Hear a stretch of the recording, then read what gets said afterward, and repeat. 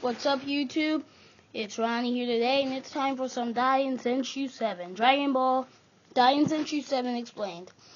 So let's get started. Remember when I said every single Dianzenshuu ended with the Akira Toriyama super interview? I was wrong. Dianzenshuu 7 does not. Not number 7. So yeah, Dianzenshuu 7 is going to be the last Dianzenshuu. It's not going to be. It already is the last Dianzenshuu book. Meaning that this is going to be the last video explaining Dianzenshuu. So Dianzenshuu is called the Dragon Ball Encyclopedia. So let's get started. So, Section 1, Worldview of Dragon Ball. Map, it's basically a map of the living world and the other world, you know? Section 2, Human Racial Dictionary.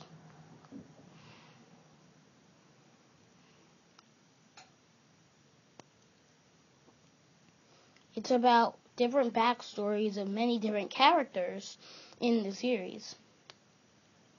Rare illustrations. You remember Dianzenshuu 1 all the way back? Dianzenshuu 1 had illustrations in it. And Dianzenshuu 1, it shows rare, Section 3 is rare illustrations, and it kind of shows, like, illustrations that weren't seen in Dianzenshuu 1. Dianzenshuu 1 was complete illustrations. So, yeah. Section 4, Item Dictionary. So, it's basically showing all the items used in the Dragon Ball series, including the Dragon Balls, obviously, and all that stuff. And Z-Sword and all that, you know? And Trunks' sword. I gave you enough examples. Off with the next section. 5, Geographical Dictionary. So it gives many locations that were seen in the Dragon Ball series. Neat.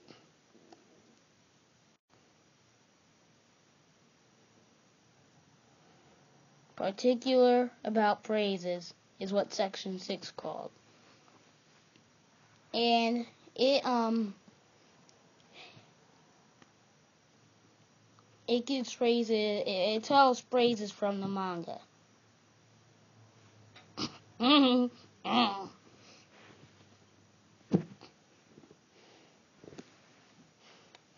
Particular about numbers.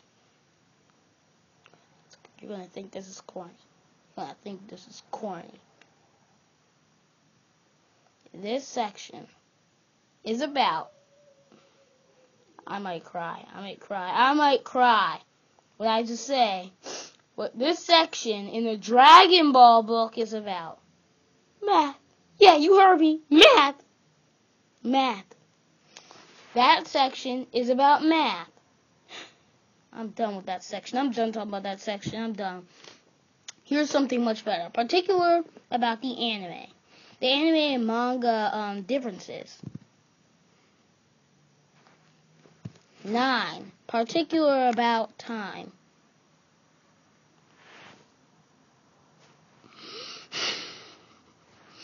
Alright. About telling time. I know. I mean, I don't know. I know how corny that is. But I don't know why it's there.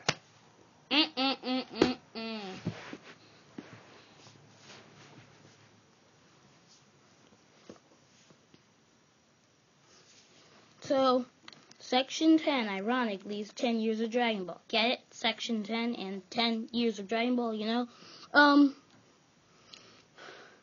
Everything released within those 10 years. Now, me, Black and Fist, okay, Mr. Fusion, Black and Fist, and I were, we mentioned that this year is the Dragon Ball's 30th anniversary.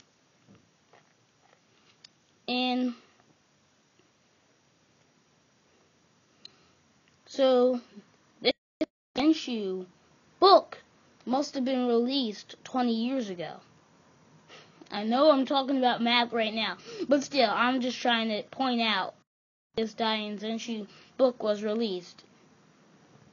I'm not a math fan. I'm just as pissed off as everybody else is about those two math sections. Okay? We talk about Dragon Ball products all over the world as the name is section 11. It tells about all the countries Dragon Ball was released in and what was released in those countries. Okay. Dragon Ball 10-year history covers manga illustrations by Akira Toriyama. Reprinted Tenkai. This section, this 13th section is interesting. Reprinted Tenkaichi Budokai. Exam questions. It's questions about the series. I like a good quiz about Dragon Ball. But it's not just about Tenkaichi Budokai, and I think the majority of them are not about Tenkaichi Budokai. I think it's called that because the quiz is supposed to be a challenge for the readers. Just like Tenkaichi Budokai is a challenge. One moment. It's a challenge for the competitors. It's a challenge for competitors.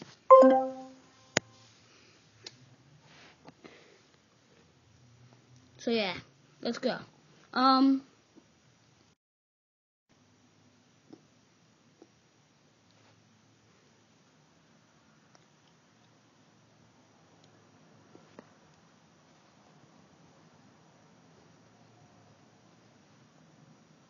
So yeah, section 14.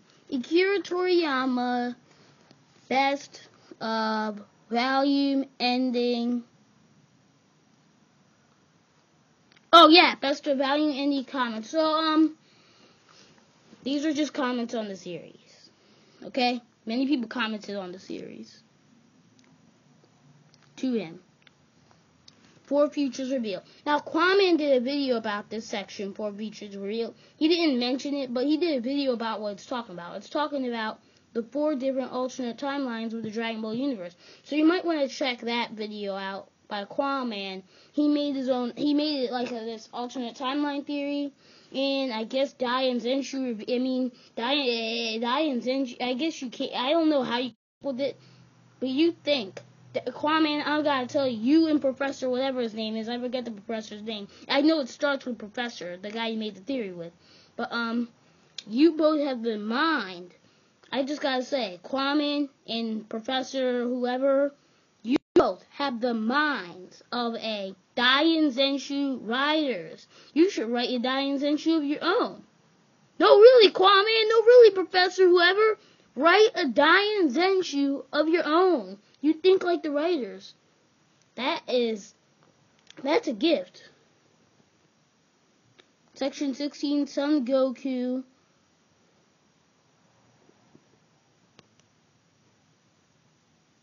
Oh yeah, Son Goku trajectory of intellectual growth. So yeah, Goku used to be like this completely psychotic idiot.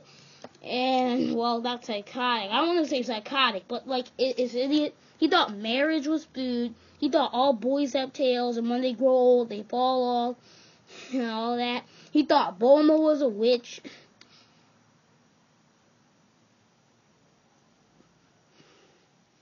So, yeah.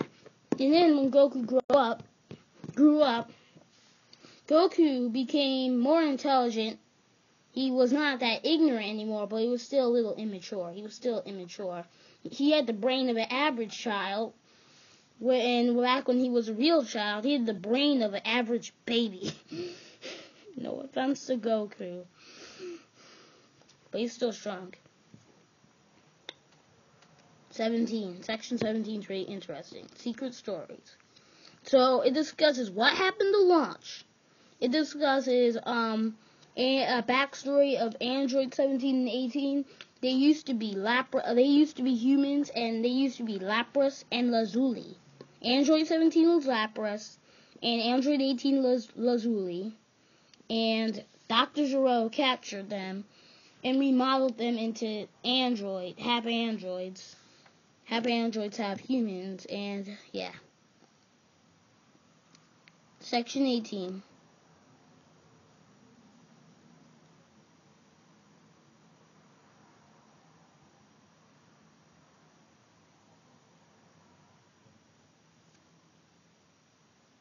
Characters, favorite items. So these are our favorite items by the characters. Section 19, which will be the last section of Dianzenshuu. Exploring item routes. Just talking about vehicles. So, what did you think about Dianzenshuu? Before we close out, I would like to discuss this Dianzenshuu book because it was very unique from all the other Dianzenshuu books. So, I'm going just to discuss Dianzenshuu 7 for a little bit. It got a little corny in the beginning.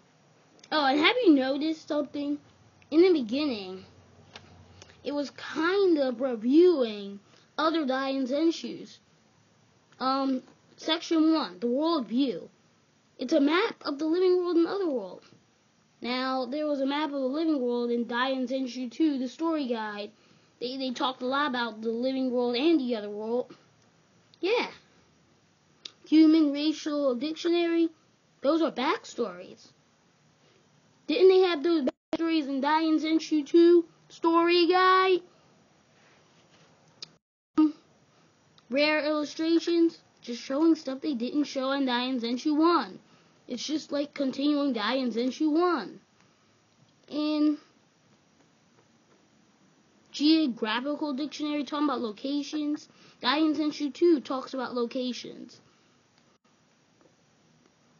Here's where things get corny and stupid. Particular about phrases. Who cares about phrases?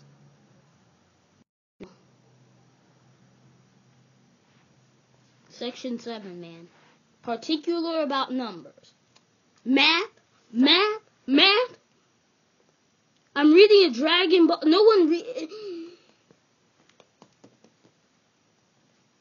We're reading a Dragon Ball book here. A band did not pay all that money to read a book about math. You want to learn about Dragon Ball, not math. Come on. Was Akira Toriyama trying to teach us to learn, like, what? I don't know. But I was pissed off. Talking about time and all that shit. But then things get better and just better. Like when they discussed, well, I really like the quiz. That's the quiz. The section 13 quiz. And 15, Kwame did a discussion about that. And I really like that alternate timeline theory, which is now semi-official, has been semi-official before Kwame thought about it with his Dianzenshuu writer mind.